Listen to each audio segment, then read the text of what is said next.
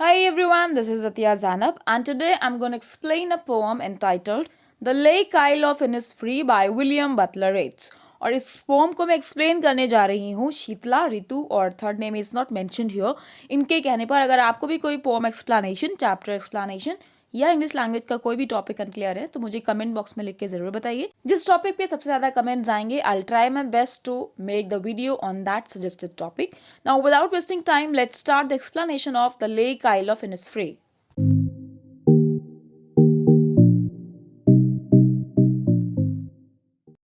The very first thing that I would like you to note down, यहाँ पे दो word ऐसे हैं जिसको कभी भी आप मिस प्रोनाउंस मत करिएगा।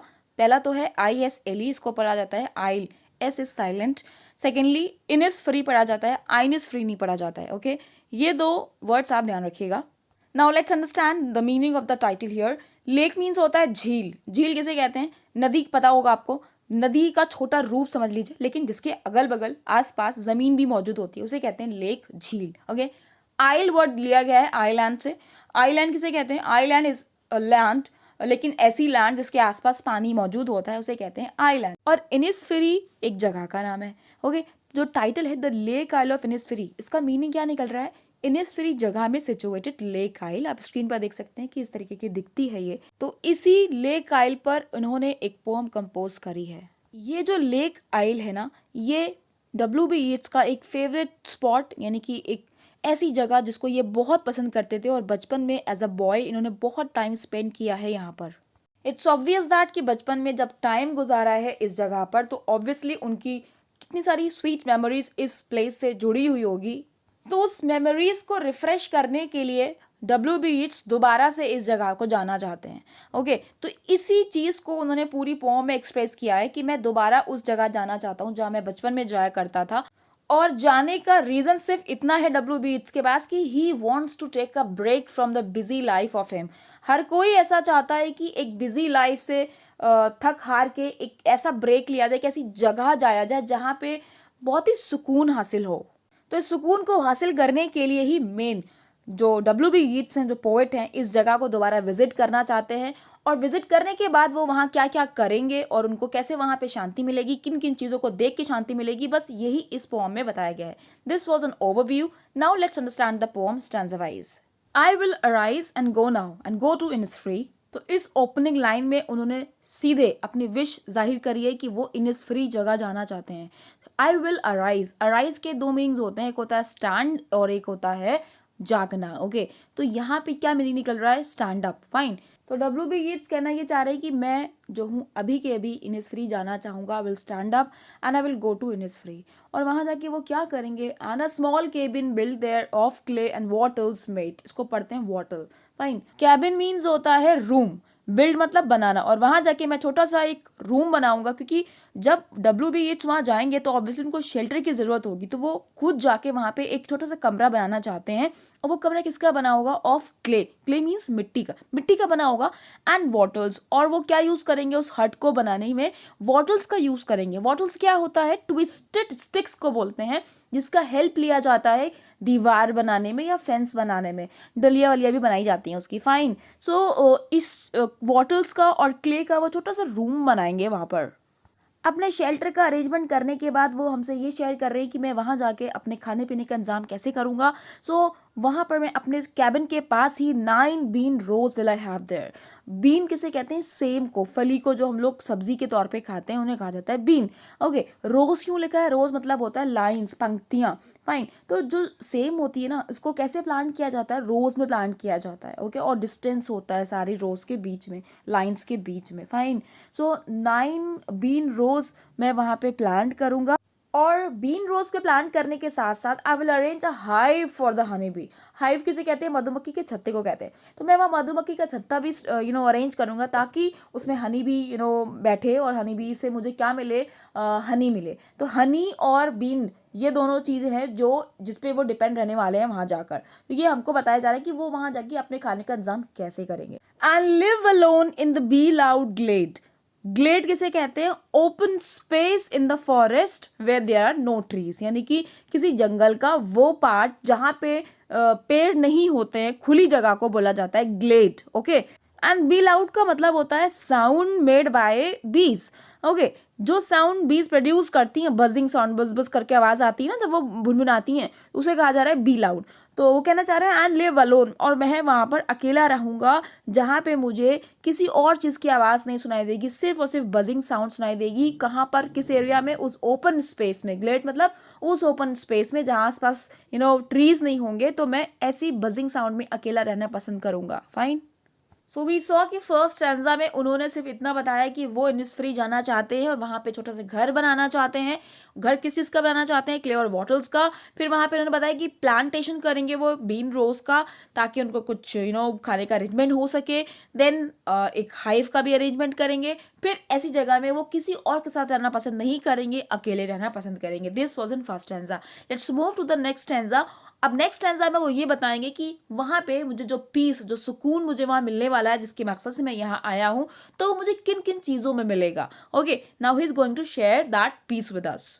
And I shall have some peace there, for peace comes dropping slow.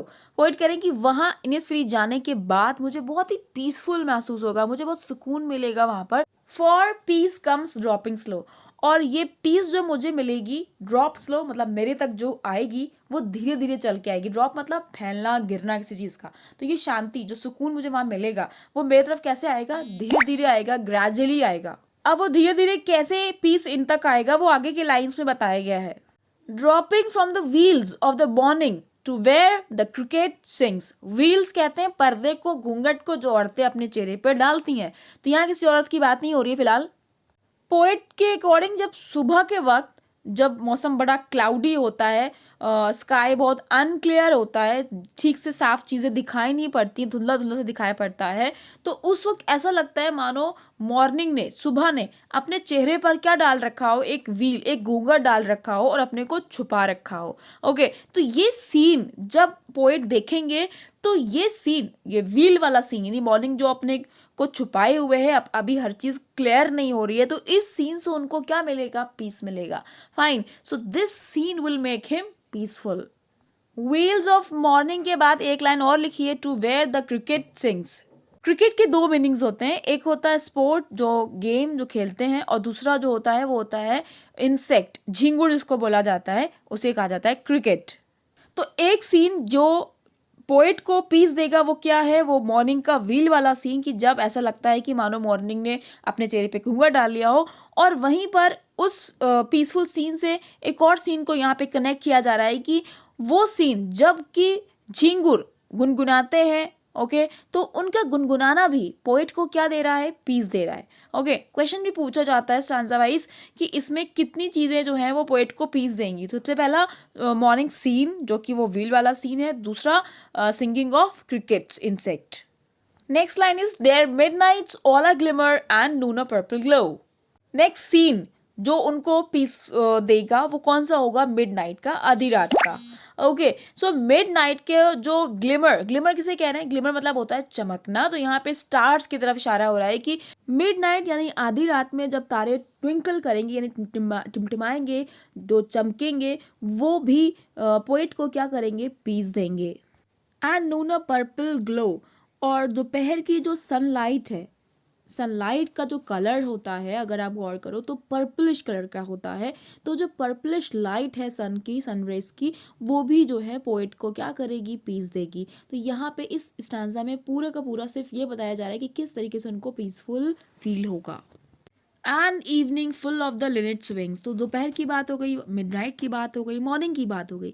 तो इवनिंग में कौन सी चीज़ उनको पीस देगी? तो वो है लिनेट। लिनेट कौन होती है? चिड़िया। ओके, तो जब चिड़िया जब आकाश में उड़ेगी ना, तो उसको जो विंग्स फैला के जब वो उड़ेगी, तो वो भी, उसका जो उड़ना होगा, वो भी इनको, पोएट को क्या करेगा? पीस देगा। Moving to the last stanza, I will arise and go now for always night and day. Again, poet first stanza की first line को repeat कर रहे हैं, and he's saying that he will stand up. Arise means stand up. He will stand up and go to Innisfree. For always night and day का क्या meaning है? For से पहले देखिए लगा है कॉमा। For से पहले जब कभी भी कॉमा आता है ना, उसका मीनिंग होता है बिकॉज। वैसे फॉर का मीनिंग क्या होता है, के लिए, I am getting ready for the party, okay मैं पार्टी के लिए तैयार हो रहा हूँ, लेकिन यहाँ फॉर के पहले कॉमा लगा है तो फॉर का मीनिंग क्या निकलेगा, बिकॉज। तो पोइट यहाँ पे कहना ये चाह रहे हैं कि I will stand up and go to Innisfree, क्यों, because always night and day I hear lake water lapping. मैं नाइट एंड डे मतलब रात दिन, यानी कि हर रोज, ऑल द टाइम, ऑलवेज मतलब हमेशा, यानी हमेशा रात दिन सुबह मैं क्या सुनता हूँ, आई हियर, मुझे कुछ सुनाई पड़ता है, क्या सुनाई पड़ता है, lake water lapping with low sounds. Lake, किस लेक की बात हो रही है, इसी आइल लेक की, फाइन। सो ये जो लेक है इसकी मुझे आवाज़ सुनाई पड़ती है जब इसका पानी क्या करता है, लैप करता है। लैप का मतलब होता है टकराना, स्ट्राइक करना। तो जब लेक का पानी टकराता है, शोर मतलब किनारे से टकराता है, तो ये जो आवाज़ है इस किसको, पोएट को सुनाई पड़ती है। कब सुनाई पड़ती है, रात दिन, यानी हमेशा सुनाई देती रहती है उसको ये आवाज़।